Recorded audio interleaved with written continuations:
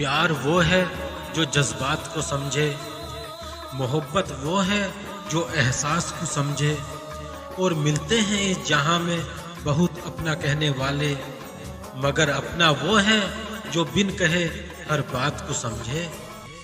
हर सांस में उनकी याद होती है, मेरी नजर को उनकी तलाश होती है। और कितनी खूबसूरत चीज होती है ये मोहब्बत, दिल की धड़कन में भी उनकी आवाज होती है। खुशबू की तरह आपके आसपास बिखर जाएंगे, सुकून बनकर दिल में उतर जाएंगे। और महसूस करने की कोशिश तो कीजिए, हम दूर होकर भी आपके ही पास नजर आएंगे।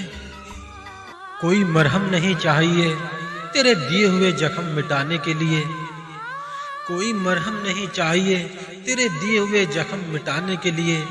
और अब तो मौत ही आ जाएगी मुझे जान, अगर तू नहीं आई अपनी यादों से उठाने के लिए।